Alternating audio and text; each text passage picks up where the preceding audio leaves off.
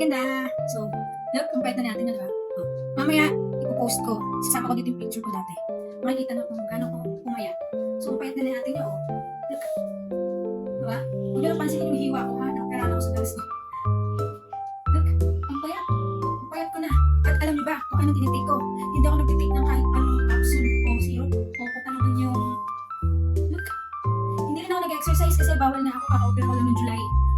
Noong June pala. So, that's the reason kaya ako tumaba. Kasi, naoperahan ako, hindi na ako pwedeng mag-exercise ng mabibigat. Kung dati, nag-gym ako, payat ko din dati. So, ayan o, luwag. Diba? Dati putok na putok ko. Diyos ko, hindi ko na maisarap ng botones na to. Masira na nga yun eh. Slipper yan dati. Tinahi ko lang yung mga botones. Pero yung luwag o. Look. Luwag niya. Diba? So, alam niyo kung anong sikreto ko? Ito o. Yan. Cloves lang ang sikreto ko. Iniinom ko to. Actually, advisable na nito. Ang advice nila is, magbababad ka sa gabi, magbabad mo siya, kasi para lang siyang tea. Magbabad mo siya sa gabi, tapos sa umaga mo siya iinumin before breakfast. Pero ako kasi, na-addict na ako, kaya ginagawa ko siyang tubig. So, para mag-prove sa inyo na umiinom talaga ako. Wala na eh. Kahit ano, diba? Sobrang taba na niya, kasi babad na siya. Sali na lang ako ng sali ng tubig sa kanya. Sa una, maninibago kayo sa lasa kung hindi kayo mahilig uminom ng tea. Pero, ang sarap niya. Kapag nasanay na kayo, hanapin nyo na yung lasa niya. Ginagawa ko na siyang tubig. Actually.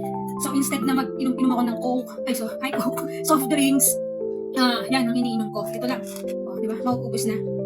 Yan, ang nagpapayat sa akin. Hindi na ako nag-exercise. Hindi mo na kailangan mag-diet. Hindi mo kailangan lumamon ka ng ganong karaming gusto mo lumamon ka. Okay lang yan. Kasi, ilalabas mo din yung mga fats pag nag-CR ka. At saka ginagawa ko nga pala, kasi napanood ko din na gamot din ko sa mga parasites sa loob ng tiyan mo, yung mga julate. Yan, gamot din siya. Ang gagawin mo lang is, magtitik ka, iinumin mo mismo yung pinaka-cloves niya. Cloves. Iinumin mo mismo. Ititik mo siya. So, ginagawa ko, pero din ginagawa ko kasi kung hindi pa siya nababad sa tubig, ano siya, matigas. May tendency na bumabara. Parang tinik sa lalamunan. So, yung pinagbabaran niya, imbis na itatapon ko na, kasi may ano pa to eh. May juice pa siya.